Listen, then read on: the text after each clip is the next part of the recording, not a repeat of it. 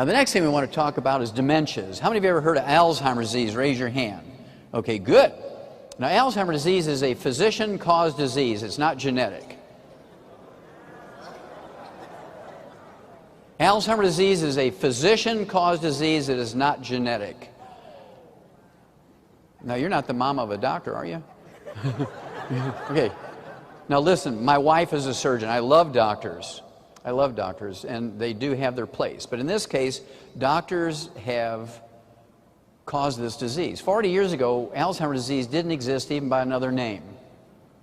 Alzheimer's disease did not exist 40 years ago even by another name. Today, it's the #4 killer of adults over the age of 65.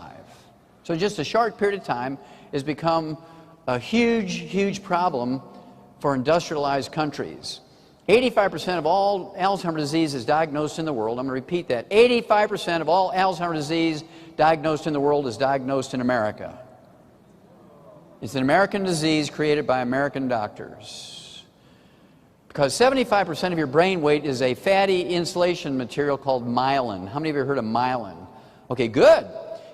Myelin makes up 75% of your brain weight. It's the white matter of the brain, the gray matter, the thinking cells and the memory cells sitting on top of the white matter, which is this white fatty insulation material, makes up 75% of your brain weight. And when the myelin goes away, you get Alzheimer's disease because the naked nerve fibers all shard out, and they look for nerve tangles with CAT scans, and that's how they diagnose Alzheimer's disease. Well, Alzheimer's disease is caused by this myelin going away. Myelin makes up 75% of your brain weight, and myelin is 100% cholesterol. So if you're on a cholesterol-restricted diet, you're taking cholesterol-lowering drugs, guess what you're going to get? Alzheimer's disease. So you have to dump the cholesterol-lowering drugs. You have to start eating 10 eggs a day, no fried foods, no margarines, no cooking oils, and take the Mighty 90. You take the Mighty 90, and the odds of you getting Alzheimer's disease is zero. Zero. I want you to think about your grandparents. Think of all the eggs and all the cooking they did in lard and everything. They didn't have Alzheimer's disease. They died at 92, 110, stuff like that. Okay, next. This is the U.S. News World Report, February of this year, 2010, and they're talking about the 80 million baby boomers coming along, living to be 100. In that upper right-hand corner there, it's a summary of one of the chapters. It says, 7 habits that you can do to lower your risk of Alzheimer's disease. That tells you right there that Alzheimer's disease is not genetic. Because there's no habit you can do that's going to reduce the risk of a genetic disease. See, they know it. 7 habits that you can do that's going to reduce your risk of getting Alzheimer's disease. Don't eat fried foods. Don't eat processed meats with nitrates and nitrites. Take the Mighty 90, and you won't get it. Next.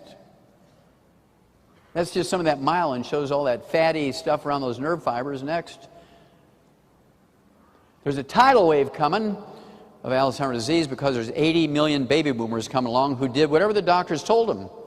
I want to live to be 100. I'm a baby boomer. We want to be the first generation where everybody lives to be 100.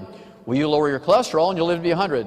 Give me, give me, give me. I want the newest cholesterol-lowering drug. Give me an overdose of that one, Doc. Well, the unintended consequence is low T, ED, and if you could remember, Alzheimer's disease. Next. Costs $12,000 a month to maintain an Alzheimer's patient. And you're going to pay for it. You are literally going to pay for it out of your Social Security checks when you get there. Next.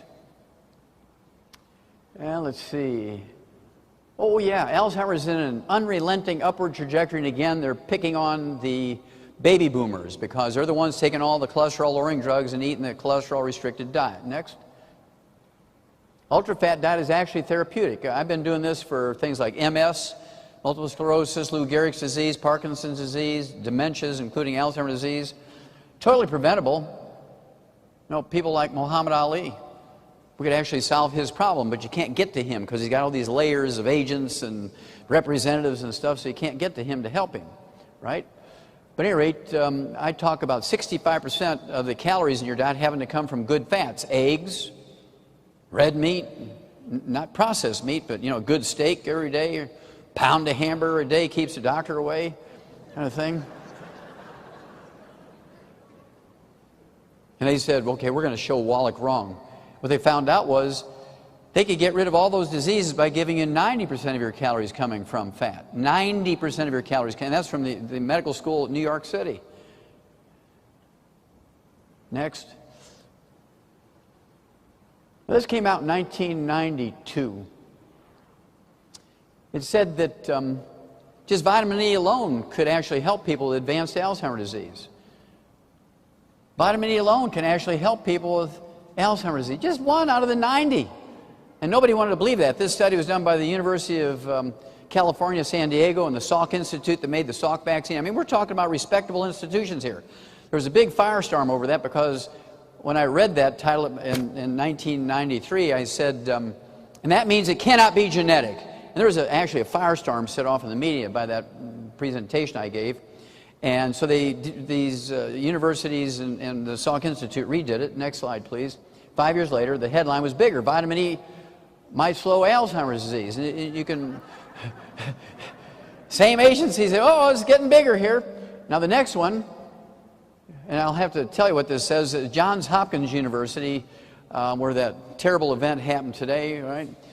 Johns Hopkins University up in Baltimore, Maryland, they did a study in Cache County, Utah. And they picked Cache County, Utah because these were all Mormon farmers.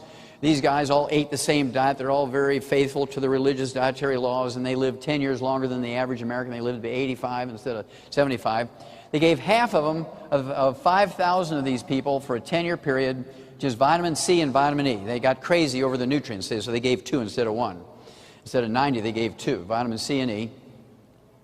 And the other half, they gave a sugar pill. Nobody knew who got the sugar pill and who got the vitamins. Well, at the end of the 10 years, the ones who got the vitamin C and the vitamin E were 78% less likely to get Alzheimer's disease than the ones that just got the sugar. You reduce your risk of Alzheimer's disease by 80% by just taking 2 of the mighty 90, vitamin C and vitamin E. What if you take all 90 and avoid the fried foods and eat your 10 eggs a day? The odds of you getting Alzheimer's disease is 0. And please, please, please don't say, well, that sounds kind of interesting. I'm going to ask my doctor. You mean the person who's going to live to be 56? Ooh, ouch. Okay, next. Look at that. Just eating good fish like salmon twice a week will reduce your risk of Alzheimer's disease because you're going to get 2 of the 90 essential nutrients. The omega-3s and omega-6s, right, in the right ratios. Next. Big study in New York. Gosh, just eating a healthy diet reduces your risk of Alzheimer's disease. Does that sound like a genetic disease to you? No, cannot be. It's impossible to be genetic with articles like that. Study on 2,000 people from New York. Next.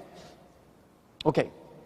And so we already know how to avoid Alzheimer's disease. There's actually 4 dementias. There's senile dementia, which is now called vascular dementia because there's nothing wrong with the brain. The arteries are clogged. And then there is Korsakoff syndrome, which I can cure that in 2 weeks. I don't care because it looks like Alzheimer's disease, but it's actually a symptom of a thiamine, vitamin B1 deficiency. People eating lots of sugar and no thiamine. And it looks like Alzheimer's disease, but you just get rid of the sugar and you give them the mighty 90 and it goes away in 2 weeks. It's a miracle. Then there's Wernicke-Korsakoff's disease, where it's actually MS, multiple sclerosis, and Korsakoff syndrome. That's easy to take care of. And then, of course, there's Alzheimer's disease. So I like to nutritionally treat them and prevent them by giving everything that would cover all 4. Don't try and cherry pick one. Well, I'm going to prevent Alzheimer's disease. You get the other 3, right? So you don't cherry pick it. Okay, next.